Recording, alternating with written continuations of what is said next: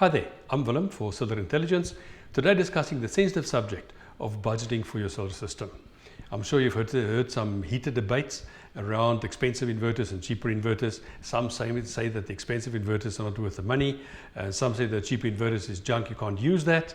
We're going to leave that up to you. You make your own decisions and we'll try to cover all the bases. I believe that there's a solar system for every budget. So we'll cover from the cheap systems to the more expensive systems. And today hoping to give you some guidelines as to what the typical pricing will be and that you can understand have a better understanding of the different costing effects and that you can make a more informed decision to select your solar system. All right. So we have to have a minimum standard. From the previous video as well, we discussed sizing your system. So we must have at least a system that's functional. So the same way then with selecting your components, they must at least make certain criteria that we can have a sensible system. So it doesn't help that you invest in a system that will last you 6 months or more, and then for some other reason you cannot use that system anymore. We'll discuss the minimum standards for our SSEG. SSEG is an acronym for Small Scale Embedded Generator.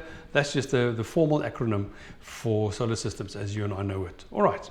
So for us, an imperative is that your inverter must be compliant with the regulatory framework. Yes, there is a regulatory framework. Also, again, quite a heated debate around does your inverter need to comply with the NRS standard? And that's a topic for another day. The answer is yes, your inverter needs to be compliant with at least being on the list of approved inverters so that you can install that inverter.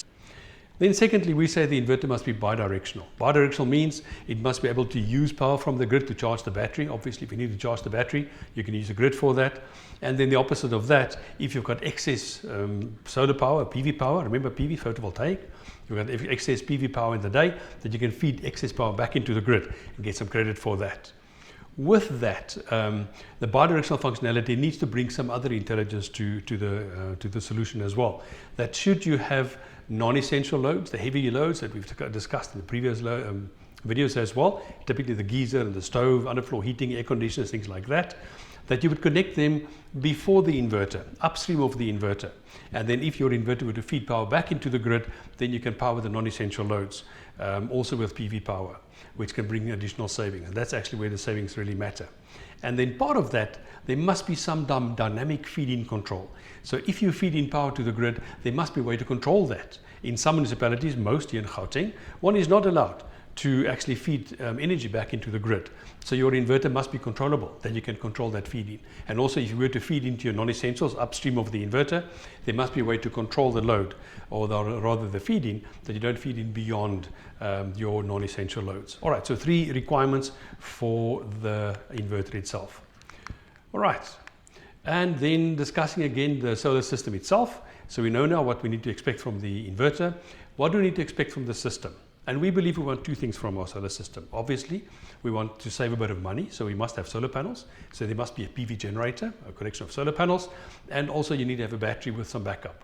So we insist on having a hybrid system that you can have both those. You can have storage and harvest energy generation from the solar panels. And then secondly, you'll recall from the previous video we discussed the typical residential load profile, and we're going to assume that that is the load profile that we are designing our system for. So it's a house with typically high early morning and high late afternoon load, and then a fairly low or a very moderate load profile during the midday.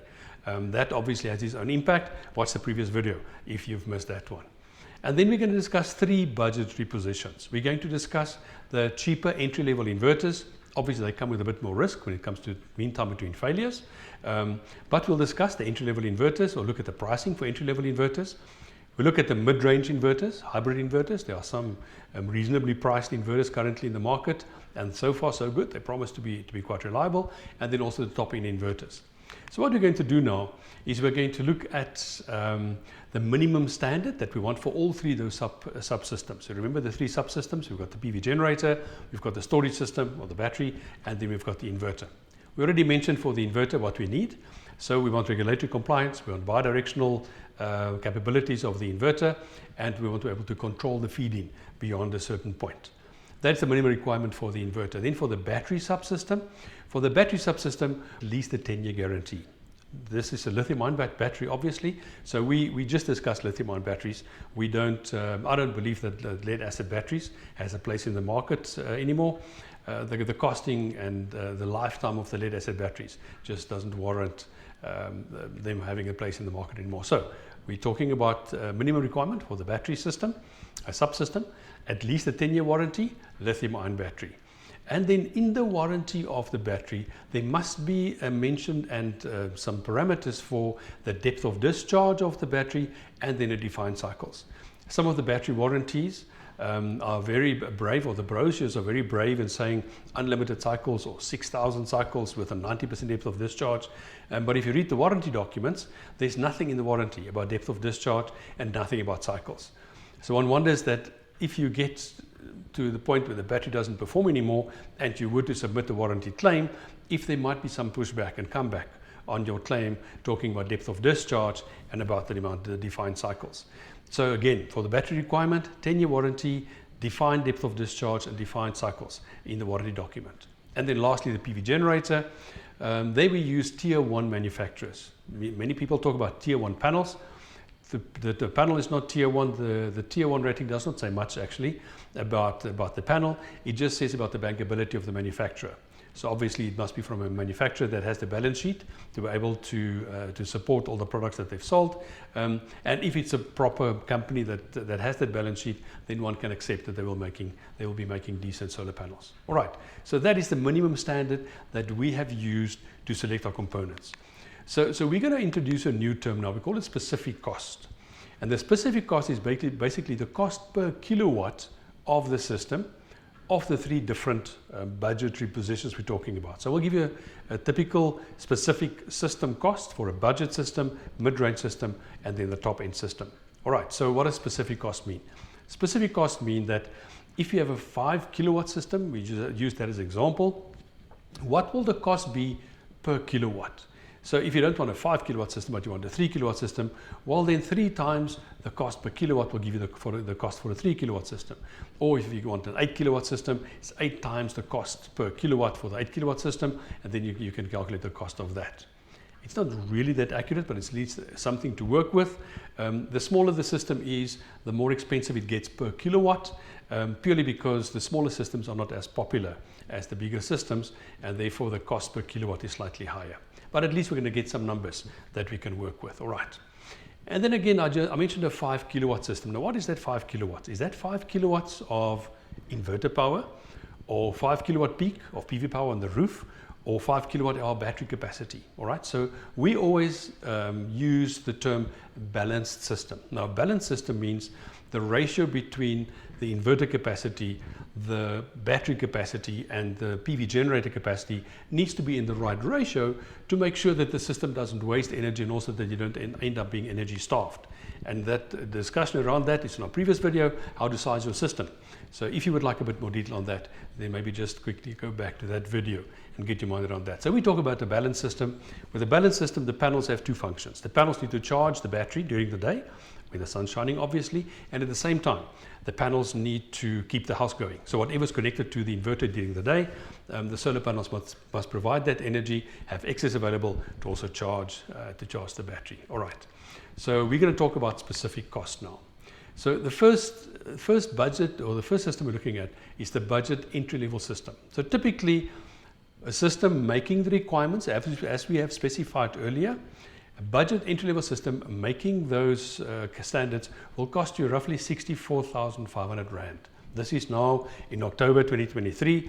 Obviously, when times change, or if you watch this video in a year or whatever time, then those numbers could have changed. But now, October 2023, that system will work out to roughly 64,500, the price for a complete system. That's including that, but it excludes installation. So you can add about another 20% on top of that. That's typically what the installer should ask you, maybe a bit more if they're well qualified, maybe a bit less if they're still new. All right, now if the system costs 64,500 Rand and it's a 5 kilowatt system, well, it works out as roughly 13,000 Rand per kilowatt.